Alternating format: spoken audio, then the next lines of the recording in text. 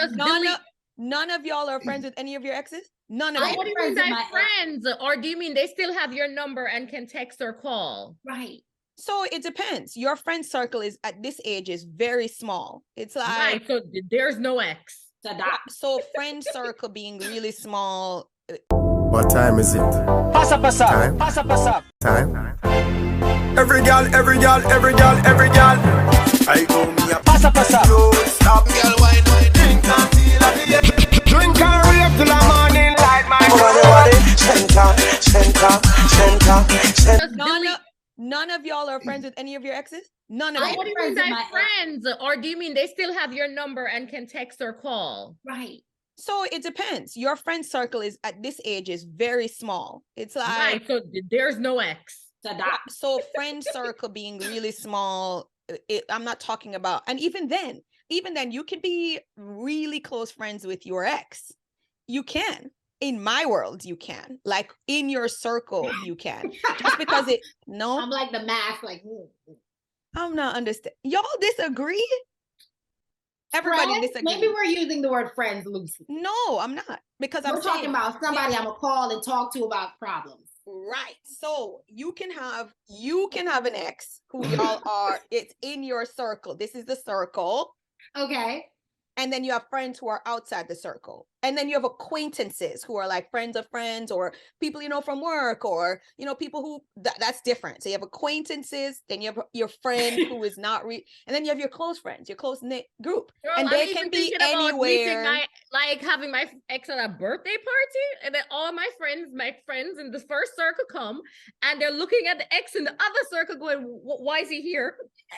So, but if you have one ex, okay, that kind of limits you to that one ex. If you have multiple exes, just like if you encounter multiple people in your life, you don't necessarily have to be BFFs with multiple people. But to me, you should not limit the fact that this person can be your friend just based on the fact that you guys were in a relationship. That's true. I can take the exception. I just don't know. You know what? Maybe if you were friends before, you tried and it didn't work. But if you met isn't that how it works normally? No, ma'am. No. But if you are seeking someone as a partner and you meet them with that intention. Yeah, so of course you develop a friendship. But what if you realize that you met the person and you thought that it would develop into something more and it develops into a friendship? You're gonna say, nah, my intention was to be in a relationship with you. I'm not gonna be your friend. If you thought it was and it never did. Yeah, that's right. That's exactly what you say. So I think there's two sides to this life hack. One, Misha, I get your point. It's, don't limit yourself in thinking that this person can't just be impossible. Your friend, right? Which is fine. But there's also this knowing when to let it go. And that I think is equally as important because sometimes you hold on to the people, right? We can be friends. And next thing you know, he just waiting. He waiting for that moment of vulnerability to get back in there. Guys are tenacious. Aren't women too, though? I'm not dating women, so I can only speak to that other side. Fine. Men will wait years, literally years, for that weak moment. How can they move on and wait years? Oh, they move on. They still waiting though. They still connecting. What I know for sure is they will move on. Right. I know plenty of men. No, I know plenty of men who moved on, had kids, got married, whatever, and they still have waiting. That person. Okay, so having that person who you're opining for is different. That's different. But they're in the friend zone. They're framing it as which is why I said the life hack needs to have regardless of the relationship, your expectations need to be clear. You need to know what's going to happen. You need to know what you expect out of it. If you want to be friends with your ex in hopes that when they move on with them girlfriend, they're gonna say, oh, terrible it is and come back to you. That is not what I mean. That's not what I mean. What I mean is you were in a relationship with somebody. You guys are no longer in a relationship, but you shared a bond that, they can understand you. You can understand them. They bring value to your life. This doesn't exist Mish, I'm gonna tell it you right does, now, but I think it's the exception. It's the exception, because if you had a strong physical connection with that person, ain't no way.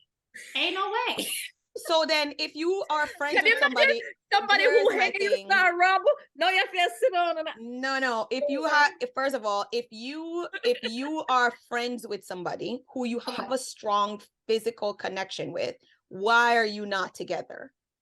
Because you don't want each other in a relationship. And I have firsthand experience at this. I'm telling you right now, you can try to be friends. What would hinder it? Let's like y'all are not in the same space. Like y'all don't want the same things. Not looking for the same things out of relationship, but looking for the friendship is bomb. Just chill, dapping up. It's like Fresh Prince and Carlton. Like y'all like chill. Okay, wait. Let us identify. Can you be friends with somebody of the opposite sex? Absolutely. Yeah. Can you be friends with somebody of the opposite sex that is good looking? Yes. Can you be friends with somebody of the opposite sex who has the same moral values as you? Yeah, that's more likely to be your friend. Okay. Someone who shares your values. So the only thing that's stopping you from being friends with this person is the fact that you found them attractive enough to have sex with them. I'm just wondering. Once you cross a certain level of intimacy, you can go back. Not everybody can go back. Some people can go back and be like, okay, I'm looking at them in a platonic way now.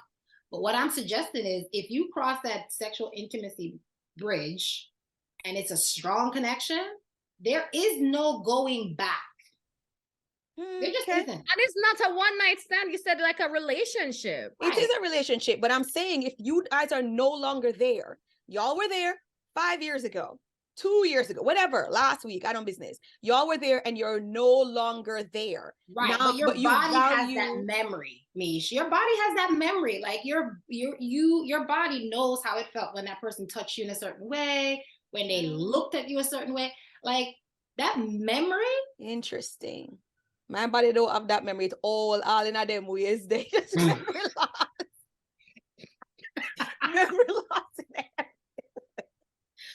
This is what 40 will do to you. Memory loss in every way. I'm like, nah, we could be friends. I'm good. In my mind, I don't think you have to be enemies or you have to shun the person or not talk to them. I'm not talking about that. Friends?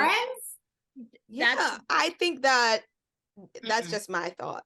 That you should not limit your because if you find a person who you feel like you can trust and who feels has your best interest at heart, and you feel like you can have deep conversations and they bring value to your life, but you are no longer in a relationship, that you should not limit yourself to that because you are in a relationship.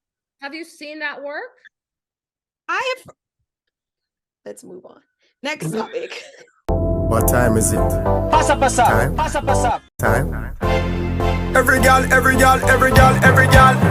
I go me a passa. Don't stop me